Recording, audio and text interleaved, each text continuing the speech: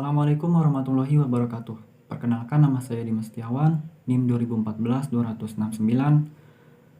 tipe sukuk.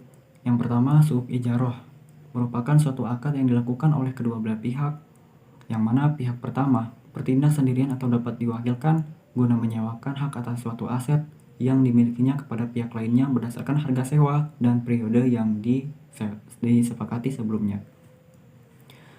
Sukuk ijarah merupakan instrumen investasi yang menunjukkan kepemilikan saham bernilai sama dengan aset yang disewakan.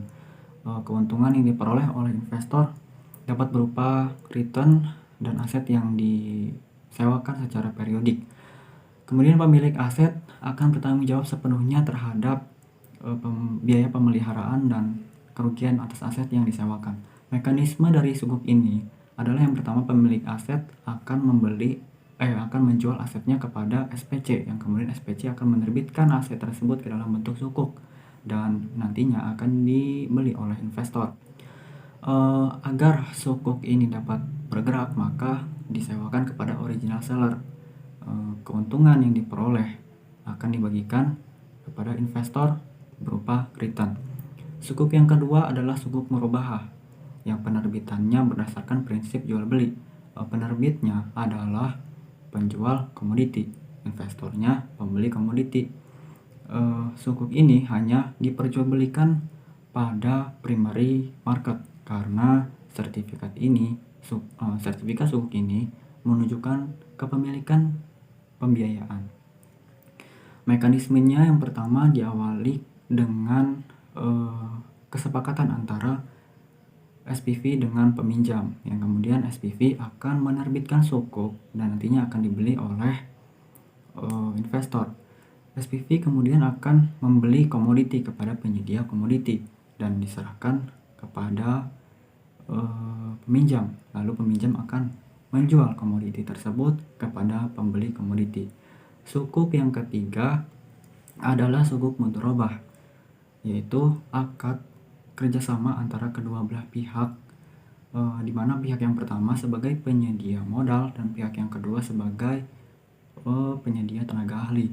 Keuntungannya didasarkan pada sistem nisbah bagi hasil, sedangkan kerugiannya akan sepenuhnya ditanggung oleh penyedia modal kecuali ada kelalaian pada pihak penyedia tenaga ahli. Mekanismenya diawali dengan kesepakatan antara SPV dengan pemilik proyek untuk membangun sebuah proyek. Kemudian SPV akan menerbitkan sukuk yang nantinya akan dibeli oleh investor.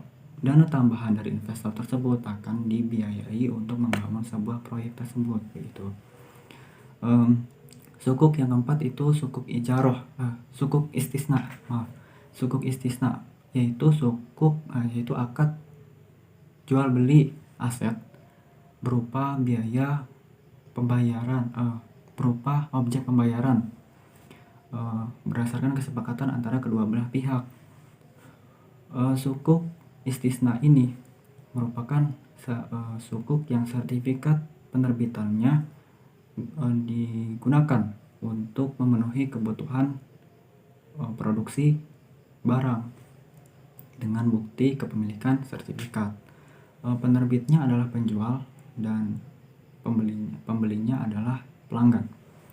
Sukuk ijaroh mekanismenya itu diawali dengan SPV yang membeli aset kepada perusahaan manufaktur. Kemudian SPV menerbitkan sukuk yang nantinya akan dibeli oleh investor. Kemudian SPV akan menyewakan aset yang telah dibeli dari perusahaan manufaktur tersebut kepada perusahaan lainnya. Selanjutnya, lembaga pengelola zakat ada dua.